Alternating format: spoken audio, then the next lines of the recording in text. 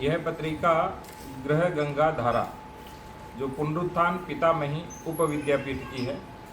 पुनरुत्थान विद्यापीठ समग्र शिक्षा पर काम करता है, जिसकी 5 तपों की योजना 60 वर्षों की है।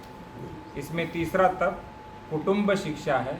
इसी के अंतर्गत पितामही उप विद्यापीठ की स्थापना की गई और इस पत्रिका को आरंभ किया गया। गृह गंगा धारा आबाल वृद्ध की परिवार पत्रिका। ये जो पत्रिका है ये आबाल वृद्ध अर्थात बच्चे से लेकर के वृद्धावस्था तक अर्थात गर्भावस्था से लेकर के वृद्धावस्था तक की संपूर्ण शिक्षा के बारे में इस पत्रिका में है। ये वर्ष 1 अंक 1 चैत्र युगाब्द 5127 अप्रैल 2025। सप्रेम नमस्कार। सभी पाठकों को भारतीय राष्ट्रीय नव संवत्सर की हार्दिक शुभेच्छा। चैत्र शुक्ल प्रतिपदा भारत का राष्ट्रीय नव वर्ष का प्रथम दिन है। भारत की संसद में पारित प्रस्ताव से इसे स्वीकृति प्राप्त हुई है। भारत के अनेक भागों में विविध समय पर नव वर्ष का प्रारंभ होता है, परंतु सबको एक सूत्र में जोड़ने वाला यह एक दिन है। यह कलयुग के नव वर्ष का प्रारंभ है। इतना ही नहीं तो यह सृष्टि संवत्सर का भी प्रथम दिन है। आप में से अनेक लोगों को पता होगा कि आज से 1,97,29,49,127 वर्ष पूर्व वर्तमान सृष्टि का आरंभ हुआ। यह पत्रिका घर के लिए है। घर को हम इतना गृहीत मानते हैं कि उसके बारे में हम बहुत ही कम जानते हैं। उसके बारे में जानने की आवश्यकता है, यह भी हम नहीं मानते। थोड़ा भी जानेंगे तो उसके महत्व का हमें पता चलेगा। घर में व्यक्ति जीवन भर रहता है। घर में रहने के लिए किसी प्रमाण पत्र की आवश्यकता नहीं होती। घर में व्यक्ति माता की कोख में जन्मा है, इतनी ही बात पर्याप्त है। इसे ही कहते हैं कि घर में रहना हर व्यक्ति का जन्मसिद्ध अधिकार है। इस घर को शास्त्रों ने व्यक्ति की प्रथम पाठशाला बताया। शास्त्रों ने माता को प्रथम गुरु बताया। घर में प्राप्त होने वाली शिक्षा जीवन विकास के लिए होती है। जीवन विकास आजीवन होता है। अतः घर में शिशु, बाल, किशोर, युवा, प्रौढ़ सभी को शिक्षा प्राप्त होती है। वास्तव में व्यक्ति आजीवन सीखता ही है। यह शिक्षा उसे घर में मिलती है। कुटुंब के 3 मुख्य कार्य होते हैं। 1 वंश परंपरा को बनाए रखना, 2 नई पीढ़ी का निर्माण करना, 3 अपने कुटुंब के हर सदस्य का जीवन विकास करना। ये 3 तो कुटुंब के लिए किए जाने वाले कार्य हैं। इसका चौथा कार्य है समाज, सृष्टि और ईश्वर के प्रति अपने दायित्व को निभाना। यदि इन सभी कामों को करना है तो व्यक्ति से लेकर संपूर्ण ब्रह्मांड में सुख, शांति, स्वास्थ्य, संस्कार, ज्ञान की प्राप्ति होती है। अतः हमें कुटुंब की रक्षा करनी चाहिए, उसका पोषण करना चाहिए। इति शुभम संपादक। गृह गंगा धारा। इस पत्रिका का नाम गृह गंगा धारा है। यह मासिक पत्रिका है। इस पत्रिका का वर्ष चैत्र मास से शुरू होता है और फागुन मास में पूर्ण होता है। यह पत्रिका पितामही विद्यापीठ के सदस्यों के लिए है। कुटुंब ही विद्यापीठ के सदस्य बन सकते हैं। सदस्यता हेतु कोई शुल्क नहीं है। केवल इस पत्रिका को शुल्क देकर लेना आवश्यक है। पत्रिका का वार्षिक शुल्क 60 रुपये है, परंतु विशेष बात यह है कि हर कुटुंब को 600 रुपये देकर पत्रिका की 10 प्रतियां लेनी हैं। 10 प्रतियों का वार्षिक शुल्क एक साथ देना है। पुनरुत्थान पितामही उप विद्यापीठ की सदस्यता कभी भी प्राप्त हो सकती है। कभी भी सदस्य होने पर भी सदस्यता फागुन मास में समाप्त होगी। किसी भी मास की कृष्ण अष्टमी तक सदस्य होने के बाद के मास से पत्रिका प्राप्त होने लगेगी। इस पत्रिका का शुल्क भी शेष अवधि के लिए ही होगा। उदाहरण के लिए कोई कुटुंब यदि आश्विन मास की शुक्ल एकादशी को सदस्य बनता है तो उसे कार्तिक से फागुन ऐसे 5 मास के 250 रुपये देने होंगे। फागुन मास की शुक्ल एकादशी तक नए वर्ष की सदस्यता प्राप्त करनी है। आपको 10 प्रतियों में से एक अपने पास रखकर 9 अन्य कुटुंबों तक पहुंचानी है। विद्यापीठ के प्रसार कार्यक्रम में यह आपका सहयोग है। भावनात्मक रूप में विद्यापीठ के सदस्य बनने के साथ ही हमारी शिक्षा शुरू होती है। यह पत्रिका शुक्ल प्रतिपदा को प्रकाशित होती है।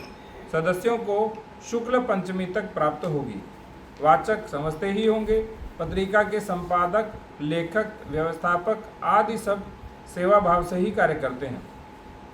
इस पत्रिका का केवल कागज, मुद्रण, प्रेषण आदि का खर्च ही है। उस व्यय में पाठकों को सहभागी बनना है। यह सेवा या परिश्रम का मूल्य नहीं है। विद्यापीठ के सभी कार्य इसी पद्धति से चलते हैं। सभी सदस्य वाचक के रूप में तो जुड़े ही हैं, परंतु वाचक के साथ साथ आपको लेखक भी होना है, सामग्री का संपादन भी करना है, आपको वाचन के बाद अपना प्रतिभाव भी देना है। इस प्रकार सब मिलकर पत्रिका का निर्माण करने वाले हैं। आप किसी भी प्रकार की जिज्ञासा के लिए संपादक से संपर्क करें। इति शुभम। पुनरुत्थान पितामही उपविद्यापीठ। भारतीय समाज व्यवस्था एकात्म संबंधों के मूल आधार पर विकसित हुई है। यह व्यवस्था व्यक्ति केंद्रीय नहीं अपितु कुटुंब केंद्रीय है, क्योंकि संबंध का प्रारंभ कुटुंब से होता है। कुटुंब समाज व्यवस्था की लघुतम इकाई है। उसे सुदृढ़ बनाना समाज व्यवस्था को उत्तम बनाने के लिए आवश्यक है। अतः कुटुंब सुदृढ़ीकरण पितामही विद्यापीठ का उद्देश्य है। पुनरुत्थान पितामही उपविद्यापीठ सर्व शैक्षिक संदर्भों के लिए पितामही विद्यापीठ कहा जाएगा। यह कुटुंब शिक्षा का विद्यापीठ है, एक नवीन प्रकार का विद्यापीठ है। विगत 100 वर्षों में ऐसा कोई विद्यापीठ सुनने में नहीं आया है। हाँ, कुछ वर्ष पूर्व मुंबई में एक गृहिणी विद्यालय के बारे में सुना था, परंतु विद्यापीठ के नाम से यह नया प्रयोग है। यह पुनरुत्थान विद्यापीठ के एक अंग के रूप में कार्य करेगा, इसीलिए इसका नामकरण पुनरुत्थान पितामही उपविद्यापीठ ऐसा किया गया है। सभी व्यवहारिक बातों के लिए यह पितामही विद्यापीठ के नाम से जाना जाएगा। पितामही का अर्थ है दादी माँ। यह विद्यापीठ दादी माँ बनना सीखने हेतु नहीं है, यह दादी माँ के लिए भी नहीं है। यह दादी माँ के द्वारा संचालित विद्यापीठ है। यह कुटुंब की शिक्षा के लिए काम करने वाला विद्यापीठ है। इस विद्यापीठ में बाल, किशोर, युवा, प्रौढ़ और वृद्धों के लिए शिक्षा की व्यवस्था होगी। यहाँ सभी के गृह जीवन के संबंध में शिक्षा होगी। यहाँ जीवन विकास के लिए शिक्षा होगी। इस विद्यापीठ में प्रबोधन, शिक्षण, अनुसंधान होगा। इसमें कार्यशाला, अभ्यास वर्ग, व्याख्यान, कथा, परिसंवाद आदि कार्यक्रम होंगे। यहाँ सामूहिक, प्रत्यक्ष और ऑनलाइन पुस्तक पठन के कार्यक्रम होंगे। ये सारे कार्य निःशुल्क होंगे, परंतु जुड़ने के बाद समय पालन, नियम पालन और अनुशासन की अपेक्षा रहेगी। इस पत्रिका में ही कार्यक्रमों की जानकारी होगी। आएं, शिक्षा से जुड़ें। आपका स्वागत है। कुटुंब शिक्षा और शास्त्र चिंतन।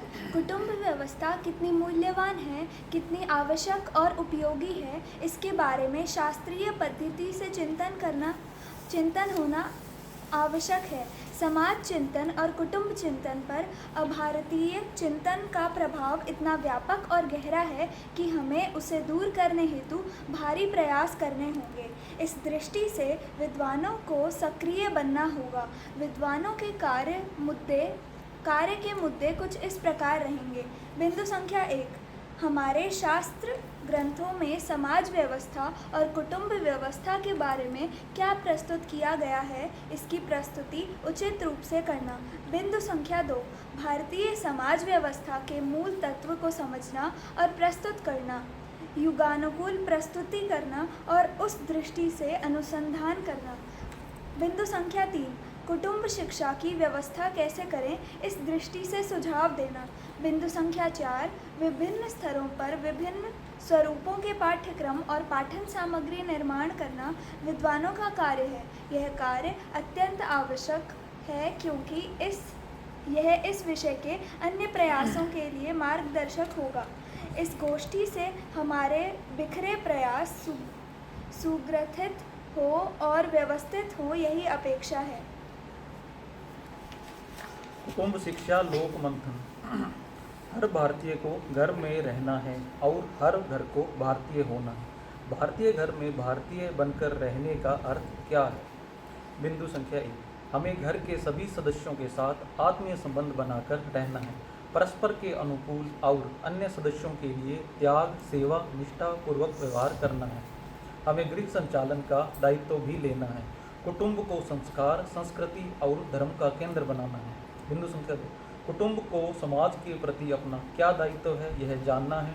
इस दृष्टि से हमारा सार्वजनिक व्यवहार, सामुदायिक व्यवहार, हमारा अर्थार्जन, हमारी अर्थव्यवस्था का विचार करना है। बिंदु संख्या 3, तीर्थ यात्राएं, उत्सव, मेले, रीति रिवाज, सार्वजनिक समारोह और कार्यक्रमों के स्वरूप, कानून और उनका पालन, शिक्षा आदि के बारे में पुनर्विचार करना है। बिंदु संख्या 4, हमारा मनोरंजन, कला, खान पान व वेशभूषा, बोलचाल, शिष्टाचार आदि को परिष्कृत करना है। बिंदु संख्या 5, हमारी गृह रचना, कार्य योजना, हमारा फैशन, हमारे सुशोभन गीत, संगीत, नृत्य, नाटक, उपभोग आदि को भारतीय कुटुंब केंद्री और समाजानुकूल बनाना है। बिंदु संख्या 6, इन सभी बातों को प्रत्यक्ष रूप देने हेतु साहित्य निर्माण, लोक प्रबोधन और लोक शिक्षा की व्यापक योजना बनाने की आवश्यकता है।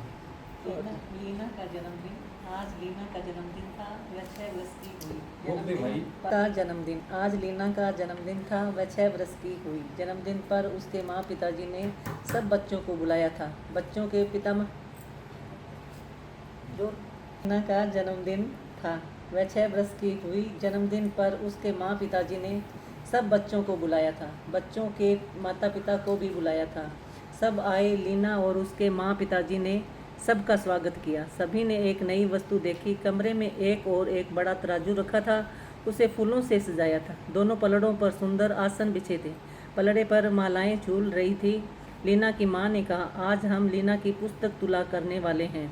बच्चों को तो समझ में नहीं आई पुस्तक तुला क्या होती है। लीना के पिताजी ने कहा, आप देखें, अपने आप समझ जाएंगे। तुरंत लीना आई। उसने भगवान को प्रणाम किया और माता पिता को प्रणाम किया। फिर तराजू के एक पलड़े में जाकर बैठी। पलड़ा नीचे आ गया। फिर लीना की माँ एक बड़े थाल में पुस्तकें लेकर आई। उसने दूसरे पलड़े में पुस्तकें रखना शुरू किया। फिर सभी पलड़े में पुस्तकें रखना शुरू किया। फिर सभी मेहमानों को एक एक पुस्तक देकर रखने के लिए कहा। सभी ने एक एक पुस्तक पलड़े में रखी। बहुत सुंदर सुंदर पुस्तकें थी, कहानियों की, गीतों की, चित्रों की, आकर्षक रंगों वाली। थोड़ी देर बाद धीरे धीरे लीना का पलड़ा ऊपर उठने लगा। थोड़ी देर में पुस्तकों का और लीना का पलड़े समान हो गए। तभी सभी ने लीना को जन्मदिन की बधाई दी। लीना के माता पिता ने सारी पुस्तकें बच्चों को भेंट कर दी। बच्चे बहुत ही खुश हुए। बच्चे अपनी पुस्तक के शीर्षक पढ़ने के लगे। कुछ शीर्षक इस प्रकार थे, रोटी तो रोटी ही है, दिखता भिन्न होता है एक, पर्यावरण प्रतिज्ञा, झूलते पुस्तकालय, बुलक्कड़ चाचा।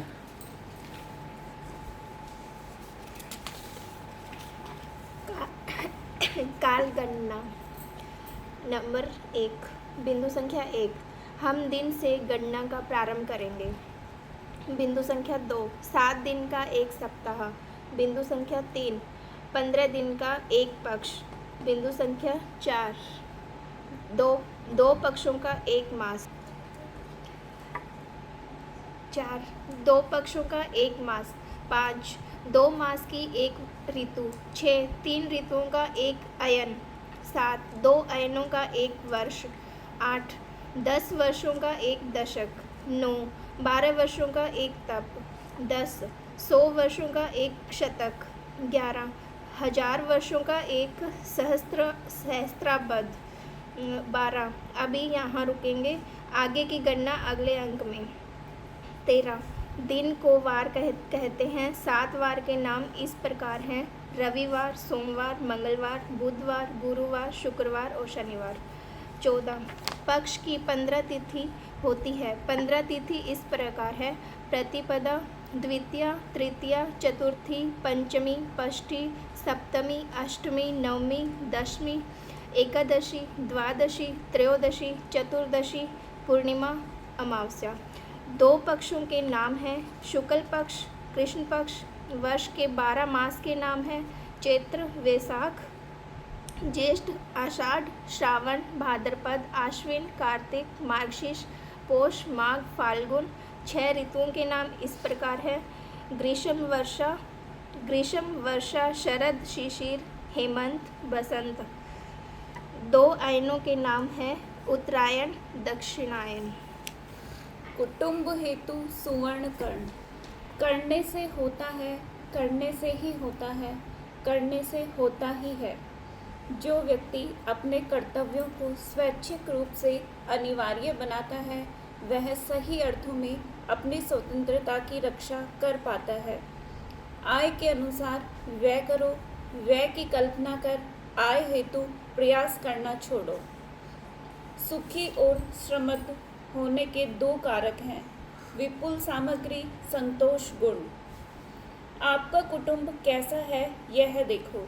1 व्यक्ति का, 2 व्यक्तियों का, 3 व्यक्तियों का, 4 व्यक्तियों का, 5 व्यक्तियों का, 6 व्यक्तियों का, 7 व्यक्तियों का या 8 व्यक्तियों का। किचनलेस अपार्टमेंट, बुम्बलेस वुमेन और ब्रेनलेस मैन जैसा है। भोजन, भवन, भाषा, भूषा, भजन, भ्रमण को भारतीय बनाओ। भारत को जानो, भारत को मानो, भारतीय बनो। अतिथि का सत्कार करना कुटुंब का कर्तव्य है। कुटुंब में एक दूसरे से प्रेम करना कुटुंब का सही स्वरूप है। ज्ञान गंगा में स्नान गीत। आओ सब मिल संस्कृति के वैभव गौरव का स्मरण करें। शुद्ध पवित्र निराम्य अविरल ग्रह गंगा में स्नान करें। प्रेम सुरक्षा पाकर घर में बाल करें संस्कार साधना। युवा करें श्रमशील साधना, विरक्ति साधना प्रौढ़ करें। वृद्ध करें तप क्षमा साधना, जीवन विकास सभी करें। शुद्ध पवित्र निराम्य अविरल ग्रह गंगा में स्नान करें। कुलाचार कुल परंपरा से संस्कृति धारा बनी रहे। धर्म अर्थ और काम त्रिविध पुरुषार्थ का घर यह केंद्र बने। श्री सरस्वती की उपासना आनंदित हो सभी करें। शुद्ध पवित्र निराम्य अविरल ग्रह गंगा में स्नान करें। व्यक्ति केंद्रीय जीवन रचना से स्वाभोग में मन रंगा। कुटुंब के विघटित होने से हुई प्रदूषित ग्रह गंगा। करें विचार भयावह स्थिति का कैसे हम परिहार करें। शुद्ध पवित्र निराम्य अविरल ग्रह गंगा में स्नान करें। भाषा भूषा भोजन में हम भारतीयता अपनाएं। शिक्षा दीक्षा शैली में हम समूल परिवर्तन लाएं। एक और एकात्म बने और भारत की जयकार करें। शुद्ध पवित्र निरामय अविरल ग्रह गंगा में स्नान करें। आओ सब मिल संस्कृति के वैभव गौरव का स्मरण करें। शुद्ध पवित्र निरामय अविरल ग्रह गंगा में स्नान करें। तो पुस्तक प्रेषण और मुद्रित सामग्री। संपादक नियति सप्रे, प्रकाशक पुनरुत्थान ट्रस्ट, मुद्रक नूतन आर्ट अहमदाबाद। सदस्यता शुल्क वार्षिक 60 रुपये। प्रकार मासिक, पृष्ठ संख्या 8, आकार 1/8 डेमी। यह पत्रिका हर मास की शुक्ल प्रतिपदा को प्रकाशित और प्रेषित होती है।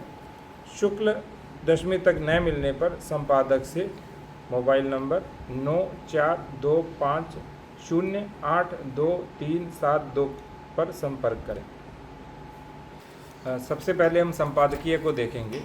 ये जो पत्रिका है इसका प्रथम अंक प्रकाशित हुआ है और प्रथम अंक चैत्र शुक्ल प्रतिपदा को आरंभ हुआ है। ये हमारा राष्ट्रीय नववर्ष भी है क्योंकि संसद में एक प्रस्ताव के द्वारा इसको स्वीकृति प्राप्त हुई थी। पूरे भारत में इस समय अलग अलग समय पर अलग अलग नव संवत्सर होते हैं। जैसे कहीं गुड़ी पड़वा मनाया जाता है, तो कहीं बैसाखी के रूप में मनाया जाता है। तो अलग अलग समय पर अलग अलग नव वर्ष आते हैं, किंतु ये जो नव वर्ष है ये एक सूत्र में जोड़ने वाला एक ऐसा दिन है जिसमें पूरे देश की ज़्यादातर स्थानों पर इसे मनाया जाता है। इस दिन कहते हैं कलयुग के नववर्ष का भी प्रारंभ हुआ, और ये सृष्टि संवत्सर का भी प्रथम दिन है। आप पढ़ते होंगे जब संकल्प लेते हैं कि सप्तानवति कोटि पढ़ते हो ना, तो उसमें आता है 1,97,29,49,127 वर्ष पूर्व कहते हैं सृष्टि का आरंभ हुआ। सबसे बड़ी समस्या क्या है आज की? हम घर को इतना ग्रहित मानते हैं, इतना अपना मान के चलते हैं कि हम घर के बारे में ही सबसे कम जानते हैं। है ना आश्चर्यजनक बात वैसे, कि जिसको हम सबसे ग्रहित मानते हैं, ये तो घर ही तो है, अपना ही तो है, उसी के बारे में हम सबसे कम जानते हैं। और उसके बारे में जानने की क्या आवश्यकता है ये भी हम नहीं मानते हैं। बड़ी समस्या ये है। कम जानना समस्या नहीं है, लेकिन हम ये भी मानते हैं कि जानने की आवश्यकता क्या है। घर तो घर है, हाँ सब कुछ मानते हैं। हम मानते नहीं है कि इसके बारे में जानने की आवश्यकता है। थोड़ा जानेंगे इसके बारे में तो हमें इसके महत्व के बारे में पता चलेगा कि घर है क्या। घर में व्यक्ति जीवन भर रहता है, और घर में रहने के लिए प्रमाण पत्र चाहिए? नहीं चाहिए। बस एक ही चीज़ चाहिए कि वहाँ की माता की कोख में जन्मा है, या रक्त संबंधी है, या जिसको अपना मानते हैं वो व्यक्ति घर में रहेगा।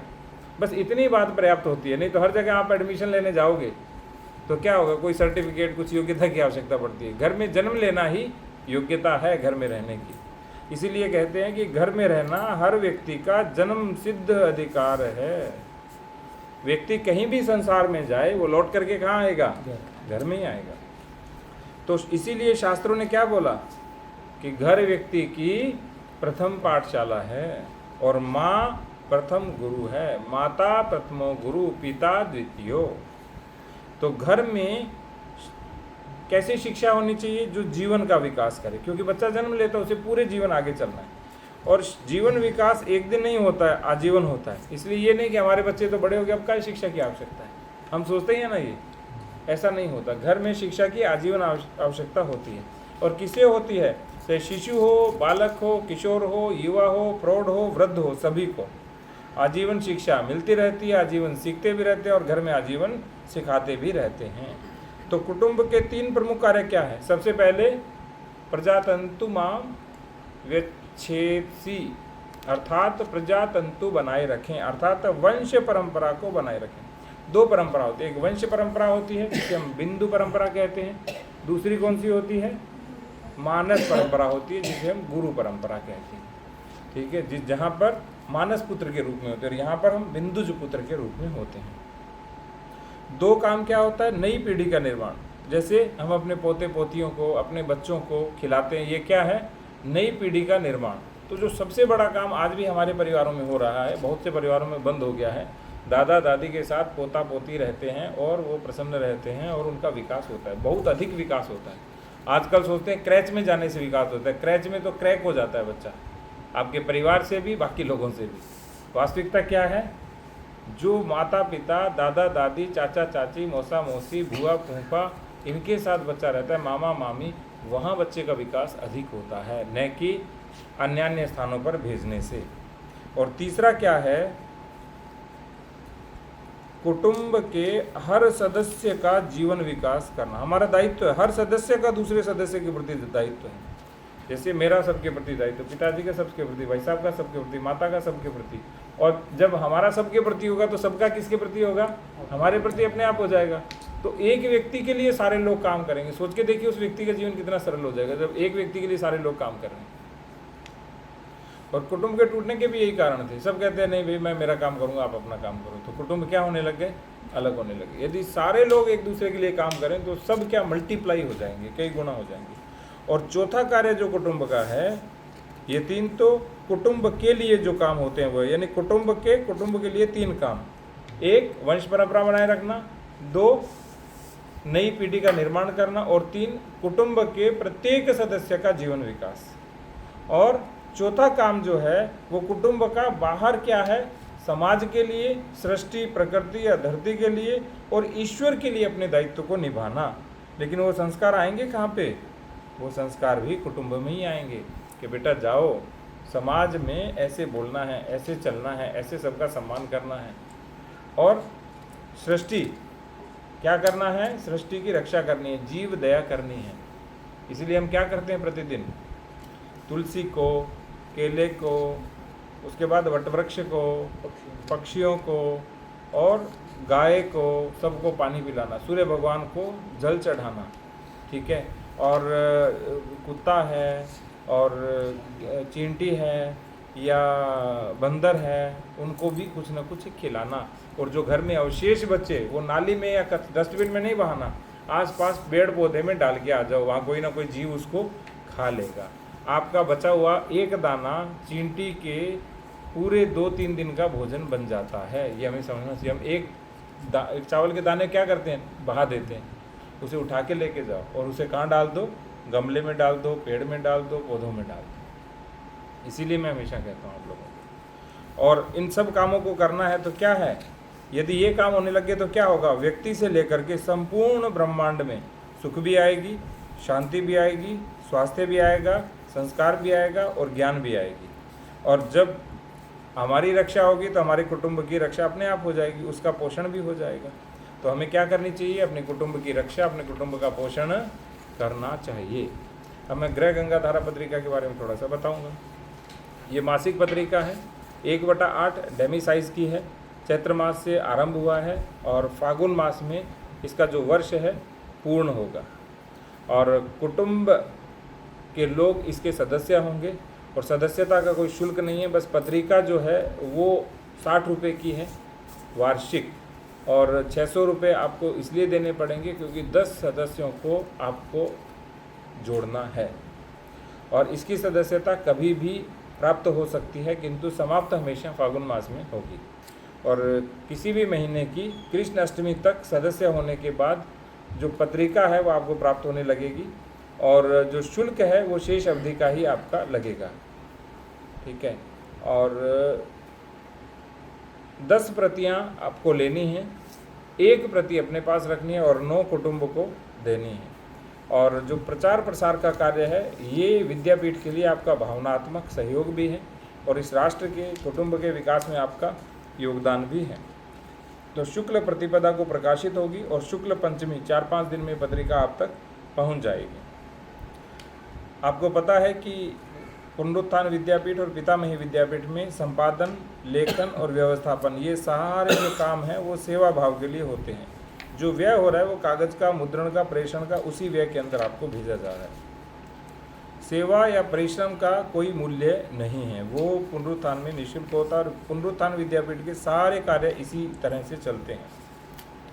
और सदस्य तो वाचक के रूप में भी जुड़ेंगे और धीरे धीरे सदस्यों को लेखक भी बनना है और लेखक के बाद सामग्री का संपादन भी करना है और वाचन के बाद अपना प्रतिभाव, आपको पत्रिका कैसी लगी वो भी भेजना है। तो हम सब मिलकर के भविष्य में क्या करेंगे, इस पत्रिका का निर्माण करेंगे। और जिज्ञासा के लिए आप संपादक से कभी भी संपर्क कर सकते हैं। भारतीय समाज व्यवस्था की जो सबसे बड़ी विशेषता है वो है एकात्मता, आत्मीयता, प्रेम, कृतज्ञता और दोहन का भाव, न कि शोषण का भाव।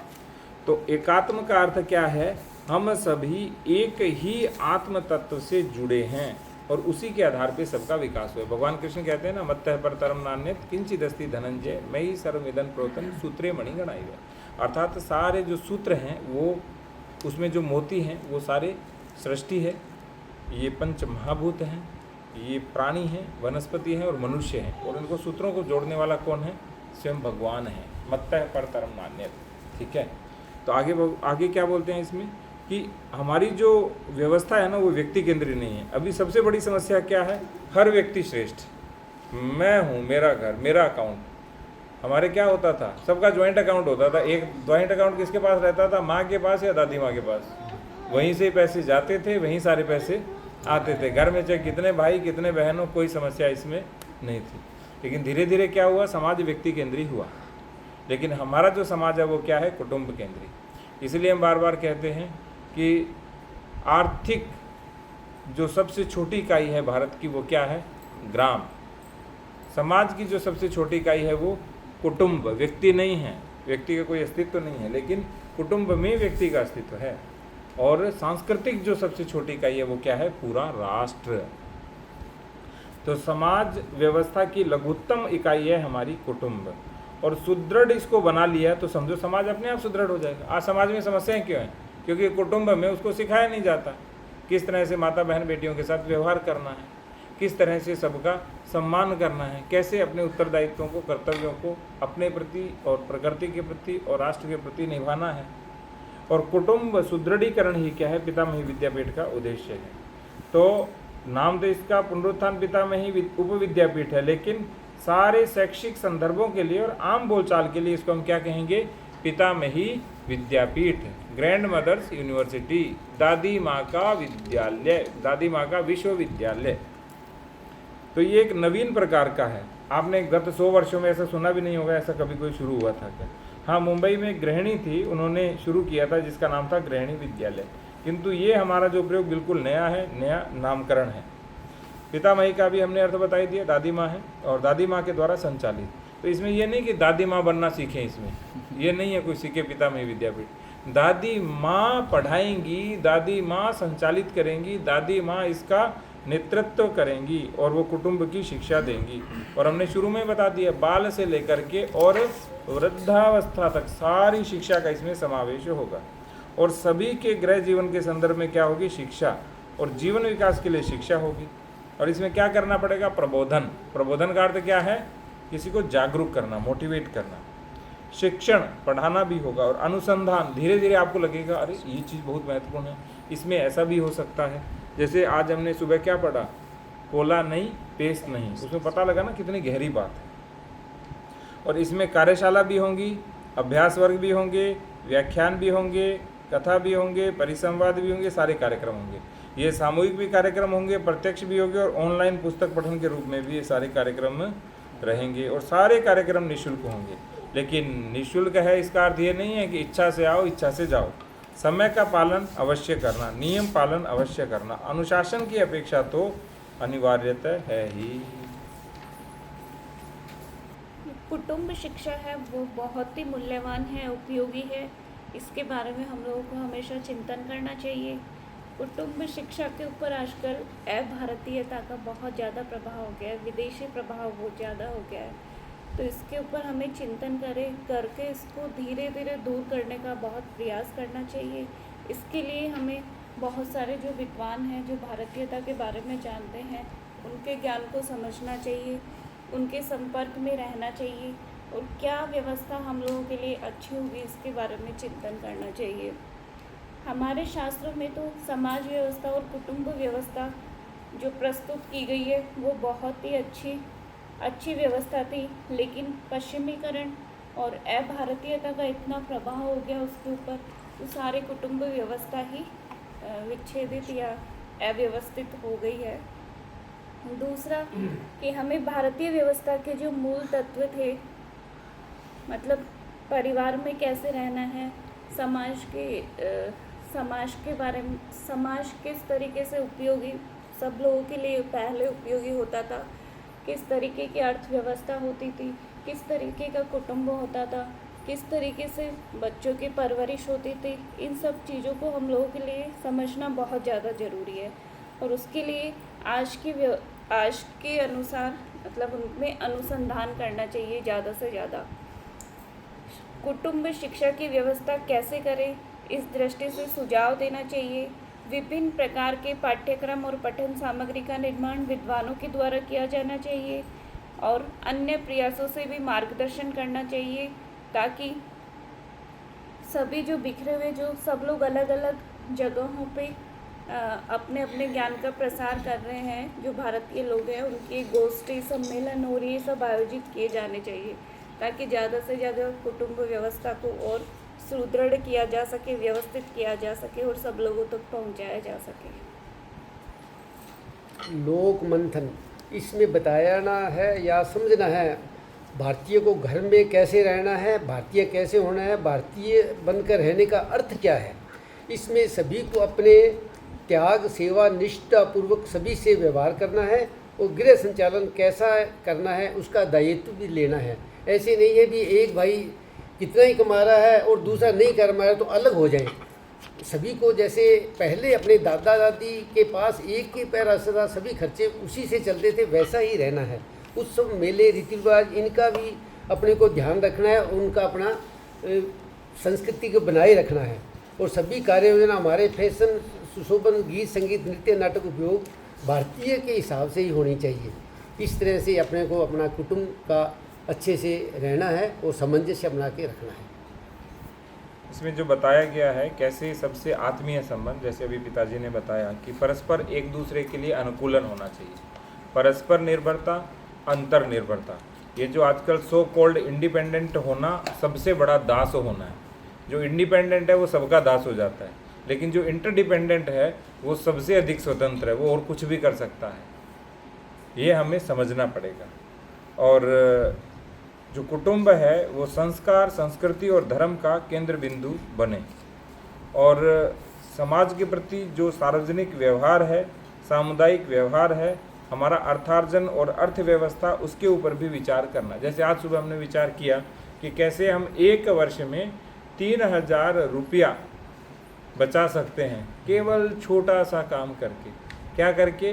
टूथपेस्ट का प्रयोग नहीं करना और जो बाह्य पेय मिलते हैं, कोका कोला, पेप्सी इत्यादि, उनका प्रयोग यदि हम नहीं करेंगे तो जितनी भी चीज़ें हैं, चाहे हमारी तीर्थ है, तीर्थ यात्राएं हैं, उत्सव, मेले, रीति रिवाज, सार्वजनिक समारोह, कार्यक्रम, उन सभी के ऊपर हमारे कानून, उनका पालन, शिक्षा इत्यादि के बारे में बहुत अच्छे से विचार करना। हमारा फैशन कैसा हो, जैसे आजकल क्या है, स्त्री पुरुष के कपड़े पहन के गौरव का अभिव्यक्ति होती है, पर क्या पुरुष स्त्री के कपड़े पहन रहा है? हाँ, कहीं कहीं आजकल स्थिति विकृत तो हो ही रही है, लेकिन नहीं।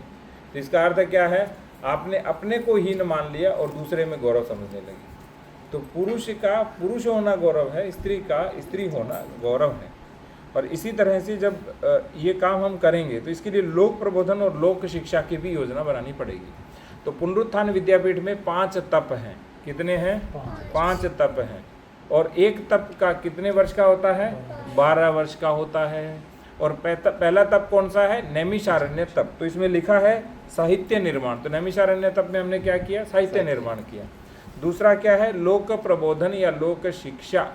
इससे क्या होता है कि जितने भी आम जन हैं उनको जागरूक करना कि आपके लिए क्या आवश्यक है, आप क्या करें, क्या नहीं करें, क्या भारत है, क्या अभारत है। और तीसरा है कुटुंब सुदृढ़ीकरण या कुटुंब शिक्षा, जो हम अध्ययन कर रहे हैं। चौथा है आचार्य निर्माण और 5वां है गुरुकुल निर्माण।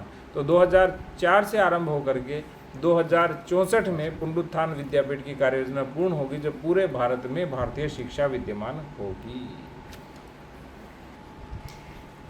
लीना के माता पिता ने लीना का जन्मदिन इतने अच्छे तरीके से मनाया। मतलब कुछ अलग था उसमें कि तराजू में पुस्तकें तोल के बच्चों को बांटना, मतलब एक बच्चों की रुचि भी बनती है पुस्तकों के प्रति। और उनका शीर्षक भी इतना अच्छा था, रोटी तो रोटी ही है, दिखता भिन्न होता एक, पर्यावरण प्रतिज्ञा, झूलता पुस्तकालय, भुलक्कड़ चाचा। ऐसे मतलब रुचि वाले उनके टॉपिक थे जिससे बच्चों में उसको पढ़ने की रुचि भी बनती है और अच्छा भी लगता है बच्चों को। ऐसे टॉपिक जिसमें गीत थे, कहानियाँ थी और चित्र, जैसे आकर्षक चित्र भी दिए गए थे। इसकी जो सबसे महत्वपूर्ण बात है वो ये है कि हमने बहुत अलग तरह से जन्मदिन मनाया। जन्मदिन की तालियां कब बजी? तब बजी जब एक पलड़े में लीना स्वयं बैठी थी और दूसरे में पुस्तकें सब लोग रखते गए, तो सब लोग उसके जन्मदिन को मना रहे हैं। और जैसे ही तराजू बराबर आया तो सबने जन्मदिन की शुभेच्छा, शुभकामनाएं दी। और फिर क्या हुआ? जिस चीज़ से उसको तोला गया वो चीज़ें सबको वापस दी, वो ग्रंथ सबको वापस दिए। तो एक तरह से इनका जन्मदिन कैसा जन्मदिन था? ग्रंथोपासना का जन्मदिन, पुस्तकोपासना का जन्मदिन और ग्रंथ वितरण का, यानी सार्थक हो गया। नहीं तो हम क्या कर रहे हैं? जाते हैं, उल्टा सीधा खाते हैं और धन पूरा नष्ट कर करके, समय नष्ट करके, शरीर नष्ट करके, प्रकृति नष्ट करके, धरती नष्ट करके वापस आ जाते हैं। अब उसकी पुस्तकें हमेशा क्या रहेगी? सबको स्मरण में रहेगी। बहुत अच्छा बताया तुमने। इसमें भारतीय काल गणना के विषय में बताया गया है कि दिन, पक्ष, मास, सप्ताह और उसके बाद में अयन, वर्ष, तप, सहस्त्राब्द ये क्या होते हैं। इसी तरह से भारत में तिथियां कौन कौन सी होती हैं, मास कौन कौन सी होती है और ऋतु कौन कौन सी। जैसे ऋतु का मैंने बहुत पहले स्मरण किया था जब बचपन में, वग्रीव शहेशी, व से वसंत ऋतु, ग्री से ग्रीष्म ऋतु, फिर व से वर्षा ऋतु, श से शरद ऋतु, हे से हेमंत ऋतु, शी से शिशिर ऋतु। ये क्रम भी सही बैठता है। ठीक है, तो ऐसे हमने याद किया था। आगे बहुत सुंदर टाइटल दिया हुआ है, कुटुंब हेतु सुवर्ण कण। सुवर्ण कण का अर्थ होता है जो हमें नित्य स्मरण रहे। तो पहला सुवर्ण कण क्या है पिताजी? करने से होता है, करने से ही होता है, करने से होता ही है। इसका क्या है? जैसे अच्छा, आगे नहीं पढ़ना, इसी का। जो भी अपने कार्य करते हैं बार बार वो होता ही है। मैं मेरा उदाहरण देता हूँ, राम रक्षा स्तोत्रम जैसे पढ़ते हैं तो पढ़ना ही है, पढ़ने से होता ही है और कंठस्थ भी होता ही है। तो ये बहुत अच्छी बात है। इसी तरह अभी सभी चीज़ों को, अपने अच्छे कार्यों को करते रहेंगे तो अपने जीवन में उतरते रहेंगे। किसी की सहायता करनी है या किसी तरह की भी, जो भी जीव की है, चाहे जल की है या संरक्षण की है, वो अपने को करनी ही चाहिए। और वो अपने जब कई दिनों तक लगातार चलता रहता है तो उसका अपने आदत में हो जाता है और वो सभी आदतें अपने में हो ही जाती है। बच्चे से लेकर बड़े तक को सबको करवाया जाता था। जैसे आज देख रहे थे माँ और भाभी जी गीत गा रहे थे हमारे राजस्थान वाले। तो आजकल जो नए बच्चे हैं, जो नई बहुएं हैं आई हैं, उनसे पूछोगे उनको 2 गीत नहीं आते हैं। जबकि पुराने लोगों को साक्षरता नहीं है उनके पास, लेकिन शिक्षा और ज्ञान बहुत है। 40 50 100 गीत उनको कंठस्थ है। तो हमारी जो परंपरा थी वो श्रुति की परंपरा थी, कंठस्थीकरण की परंपरा थी, कृति की परंपरा थी। करने से ही होता है, तो करेंगे तो अपने आप हो जाएगा। अब हम क्या करते हैं, बात तो सारी करते हैं लेकिन करते कुछ नहीं है। सबसे पहले क्या करें, नहीं दातुन करना बहुत अच्छा है लेकिन हमारे पास समय नहीं है। दूसरा क्या है, नहीं कोका कोला और पेप्सी तो नहीं पीना चाहिए, किंतु अब सुविधा यही है, बनाएगा कौन उसको।